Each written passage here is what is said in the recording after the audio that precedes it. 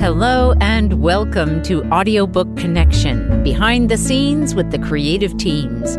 I'm Becky Parker Geist and I'm your host. Audiobook Connection is your place to learn about the audiobook creative process in discussions between the authors, narrators, producers, and post-production teams that bring them all together, as well as guests who have listened to the audiobooks and have questions for the creative teams. This podcast is sponsored by Pro Audio Voices, helping great stories come alive through audiobook production and marketing. And I am excited to have with me today Bev Scott. Bev is the author of the memoir Sarah's Secret, a Western tale of betrayal and forgiveness. Bev, welcome. Thank you. It's good to be here. Yeah. So let's jump in. You described the writing of this book like finding a skeleton in a musty old trunk. I love that image. Yes. But tell us, if you can recall it, but the moment that you kind of became aware that there was a musty old trunk to be opened. Sure. Yeah. Well, I became aware at a family reunion, and where a rumor went around that our grandfather had another family. And it was a surprise. Everybody acknowledged that my grandmother had never told anyone. And so I was encouraged by my aunt to see what I could find out at the National Archives. And that's what I did. And this was before the archives had all the information online. So we traveled to Washington, D.C. and went to the National Archives. And part of the reason for going was my grandfather was a veteran of the Civil War. And most people in my generation don't have a grandfather that fought in the Civil War. He was born in 1840. And so they have files of all veterans, and they brought out these two very thick files, each about 2 inches thick, of documents and letters and correspondence and so forth. And in that large pile of paper, I discovered that it was indeed true that he had another family. And I sort of began tracking from the time he was born and how all of this developed. Well, so I'm really intrigued by what that family reunion must have been like. The picture that is conjured up in my mind is these whisperings behind closed doors. And what do you know where the rumor started? What triggered that conversation at that point? Yes. Two of my father's brothers lost their wives at about the same time, and they decided to travel to New Mexico, where my grandfather died, and find his gravesite, which they did. And the gravestone was in bad shape, let's put it that way. So recognizing that he was a veteran, they wrote to see if they could get a stone, which was the traditional stone put on a veteran's grave. And the message they got back was, "We're sorry, but this is the wrong name." So the wrong name of the people who were contacting him? Contacting the government? Name. Oh, his name. The grandfather's name was wrong. Right. So that led essentially to, that was a part of what I was tasked to do, was to find out, okay, what is this about? And at the family reunion, it wasn't that there was a lot of time spent on this, because there were lots of other fun things to do. Well, that's good. But my aunt, who was at that point, by then, the matriarch of the family, was very interested in finding out what this was all about, which is why she wanted me to go to the archives. And it was indeed true that my grandfather changed his first two names.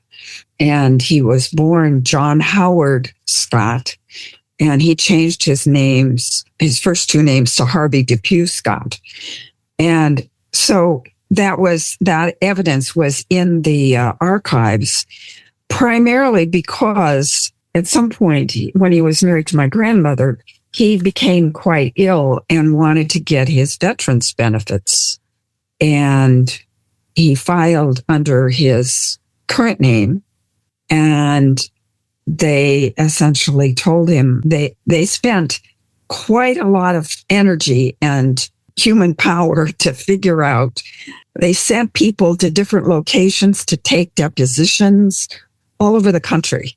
Wow. And one of the people that they interviewed, because he was asked to give them a list of the people that were the men who were in his regiment, one of whom was his former brother-in-law. When they went to interview the brother-in-law, take a deposition, he said, looking at a picture of my grandfather, he said, yeah, that looks like the man who was married to my sister, and she lives in Fort Worth.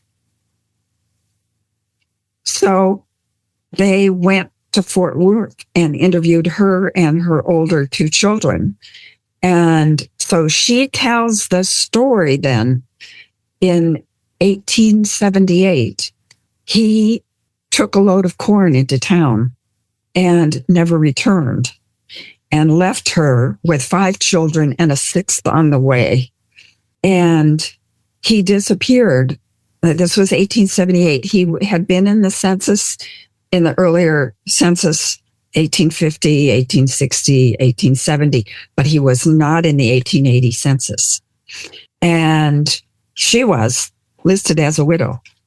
So ultimately, I found him in a veterans census in 1890 because the 1890 U.S. census was burned up.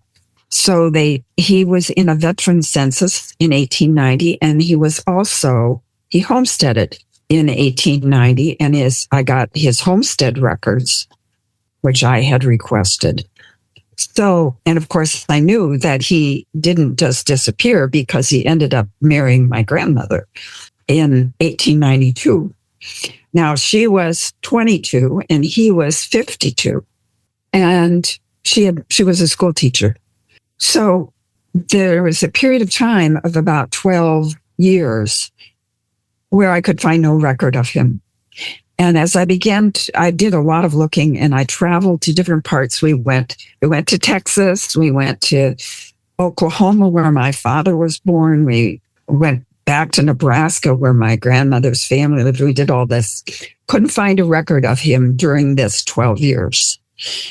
So I was originally going to write the story from a genealogy point of view, but I didn't have the information around what happened to him. So I decided to write it as fiction, using the facts that I knew and creating what he was doing in those 12 years. And part of what helped was doing a lot of historical research. For example, about the name, I found out that a lot of cowboys changed their names, their first 2 names or their first name, especially if they were on the run. This was also the time that cattle were being driven from Texas up to Kansas and put on trains and so forth. So I imagined that he might have joined a cattle drive.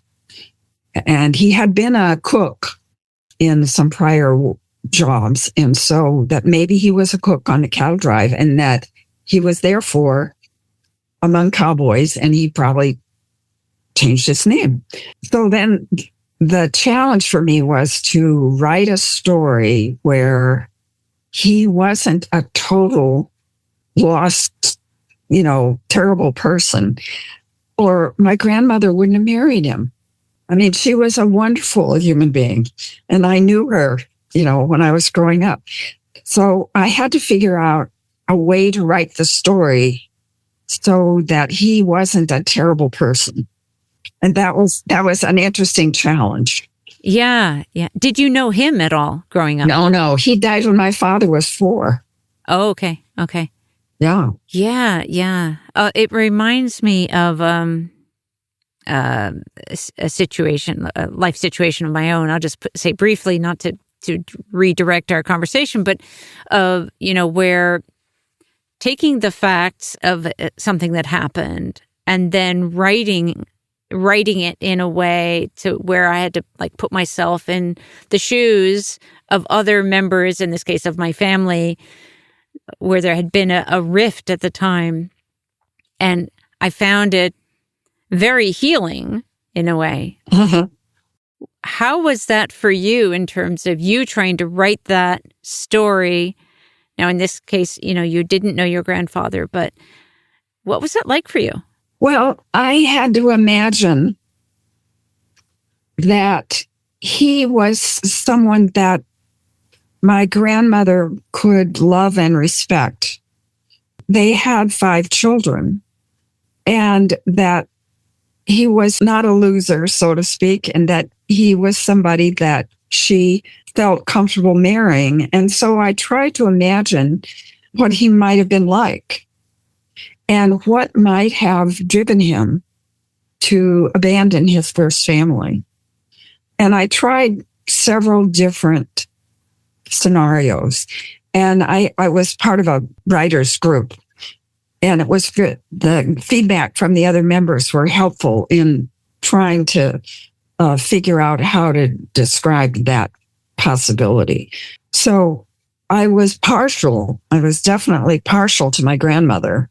At the same time, as I got into it, I could kind of identify with him and the challenge that I set up for him in the story. I don't know if it was a real challenge or not, but the fictional challenge I set up for him. And I guess another way for me to answer that is that I felt in a lot of respects I was channeling my grandmother. She lived with us when I was small, and I was very fond of her. It was very easy for me to get into her life and what that might have been like for her. It was much more challenging. But at the same time, I had a good time doing it. I really enjoyed creating the section of the book that is really focused on him. Yeah. Are all the characters in the book based on your family, or yes. Are there others? Well, there are a couple of characters that had to be a part, especially of his section of the book, that were not part of the family.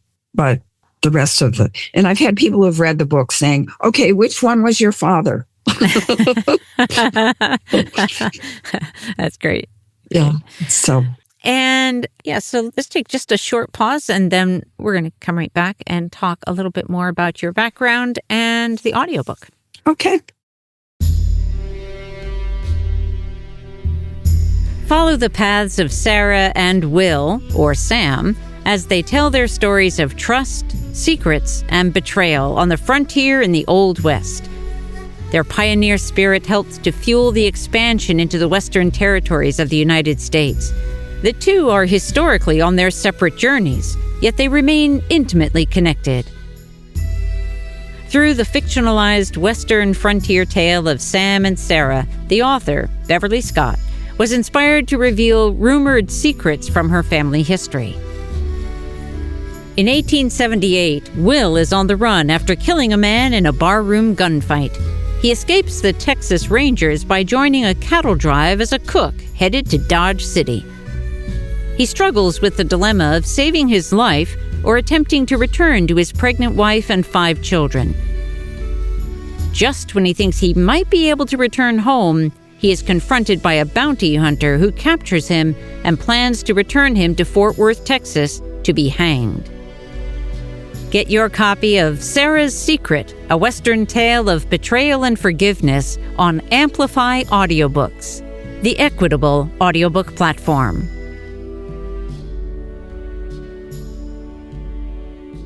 So I know that you have been a leadership coach and an organizational consultant for many years.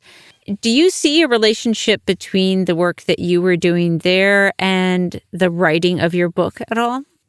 Well, I did write 3 other books that were professional books that were related. And I went into this project thinking I don't know anything about writing fiction. I felt I was a pretty good writer of nonfiction, and I'd written articles and, these books. So what I did, though, which was sort of characteristic of me, was that I found workshops and books that were sort of helpful in learning what I needed to know about writing fiction. And so, you go to a workshop and you write something and then you get feedback and, So in that sense, I've always been someone who does the research and prepares and does my homework and gets that. So in that sense, there was a tie-in. I think other than that, probably the biggest tie-in probably was learning or creating the dialogue that I realized, especially as I was listening to the audiobook, I was creating the dialogue that was not too dissimilar than what I heard from my parents. Mm-hmm. So my grandmother is, dealing as a single parent and communicating with her children and so forth in the book. And I realized that that's dialogue that I heard when I was growing up. So there is that goes back, of course, to my childhood. But I think other than that, I don't know that it was a direct relationship. Yeah, I see that. And then I'm just curious also, so I know you also founded the Third Act to support positive aging. And in terms of that work, do you find any connection between that effort and the writing of this memoir? Oh, yeah, because I was writing the book in my third act. It was my third act project, really. And it was not something I even thought about earlier in my life. I mean, I was interested in genealogy and I was looking forward to having more time to do that. But I never thought about that I would end up writing a historical novel. So it was the project of my own third act. And I think it was a good project. It gave me focus and purpose and enjoyment. So, yeah. What comes to mind for me is my father wrote a few books in his third act. And shortly, right before he passed away, he was still figuring out what his next book was going to be. Yes. Which brought a lot of joy to me. Yes. And I because it brought a lot of joy to him, clearly. Right. You could see the light, the light in his eyes as he thought about what that would be. Yeah. Now, you narrated your own audiobook, and I would love for you to share with our listeners what that experience has been like for you, because there are many authors who are considering narrating their own, aren't certain, some are clear, but for those on the fence, it can be especially helpful to hear what the experience has been of those who have done it. Well, I really enjoyed it a lot. 2 or 3 things, I think. I loved getting back into the story. And so I had flashbacks of writing. And sometimes I'd be at a point and I would remember the challenge of, okay, where do I take this now? So, I had those kind of flashbacks. I also really enjoyed the process because it reminded me about my grandmother again. And when I was writing the book, I really felt like I was in tune with her. And sometimes when I'd get stuck, I would think, well, now what would she be doing in this situation? So I really enjoyed and doing the reading of the book really brought home to me a lot of that memory of my grandmother. And I enjoyed that a lot. So I had a number of colleagues and friends and so forth that encouraged me to do it myself. And I was really glad that I made that decision to do it. And because it's based on a family story, it seems like it's not a nonfiction book that is where you're all in your head. Mm-hmm. So, it brought a lot of the emotion and joys and sorrows back as I was reading it. And I really appreciated that. Yeah. It sounds like from what you said earlier about reading the dialogue, in the process, that was also calling back memories of hearing those words. Yeah. Right. Yes. And I thought a lot in particular about my father, since he's one of the characters. He's one of the 5 children. And in the book, he's 4, 5, and 6 years old. And of course, I didn't know him when he was that age. But I felt like I was creating this child character that was my dad. Yeah. So it was fun. I enjoyed it. Yeah. Yeah. That's pretty cool. What would you say, if there's something that kind of stands out about the process, the audiobook process that you've experienced so far? Anything that sort of jumps out at you, or was maybe the most surprising thing? That can be sometimes an interesting thing to explore. Well, I was surprised at the ease in which we recorded it, and certainly the audio engineers were really helpful, and it moved along fairly quickly. And a number of people have said to me, "Oh, that's going to take a really long time."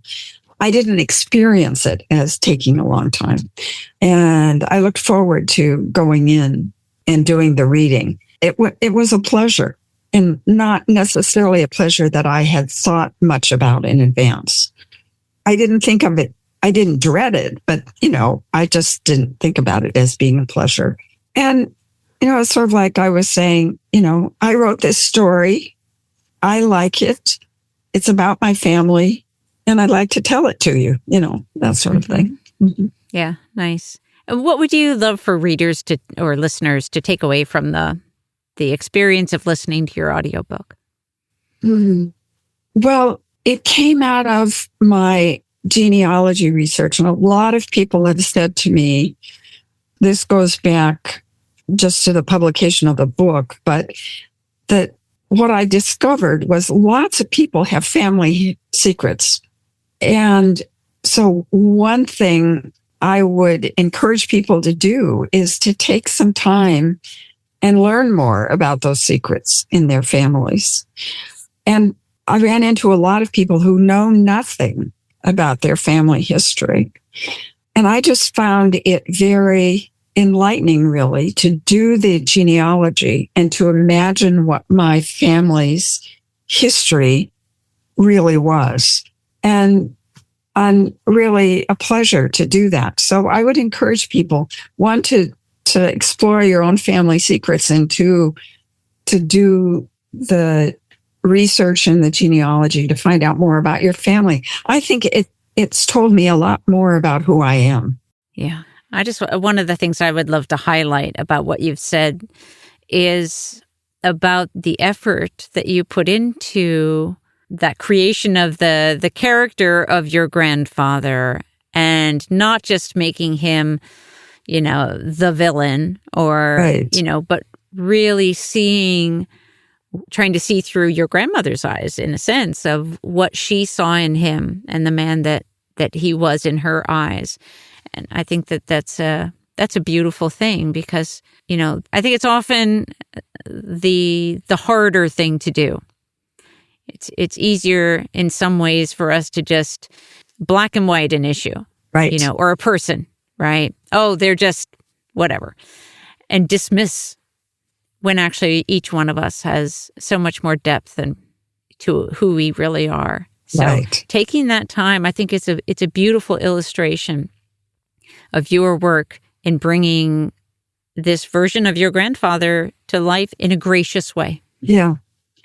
It was important to me. And I think prior to writing this story, I kind of wrote him off. I mean, it's sort of like, I didn't like the fact that I had a bigamist as a grandfather, because he never got divorced. And so, he was a bigamist, and that he did that, and that his actions were so painful to my grandmother. And that's one of the things I found in the archives, was notes from federal agents that went to tell her that she was not going to get widow's benefits. And the sort of description of her reaction, and that her reaction was so, she, sobbed and she was so upset that the agent writes, based on her reaction, it's really clear she did not know that he had another family. And so I was inclined before I wrote this to just sort of say, well, he was a terrible villain. He did this to her. Right. Mm-hmm. But once I got into it, I really had a much softer, gentler view of him. Mm-hmm. So you had your own journey in your relationship with him through the writing of this. Yeah, yes. That's beautiful. And that's my view of him now. I have a much more balanced view that, his life, he had his challenges and probably made some mistakes, but at the same time, he was a person that had his strengths and kindness and humanity. So it was a good process for that. That's good. I think there's a lesson to be learned in there. Yes. Maybe not the same for everybody, but yes, lesson. Now, maybe we need to be writing compassionate stories about people that we're upset with. Well, there is some truth in that if we can put ourselves in some other person's shoes and we have a better understanding of what they faced. And I think that's what I did say. And I think that is one of the great central gifts of books and writing and also of the audiobook process of being able to bring that to life. Yes. So, I think I agree with you about that. It is a great gift to do that. Yes. Yeah. So how can our listeners learn more about you and your writing? What's your website? Oh, you would ask me that. I have a new website. Great. It's Bev Scott Author is what the website is. .com. Yeah. BevScottAuthor.com. Yes. Great. All right. And at the time that this podcast is released, your audiobook will be available on Amplify Audiobooks, which is where we encourage our listeners to get it. You can support the author. Yes. And we will put all that on the website too. Great. That's how they can access it. Yeah. Great.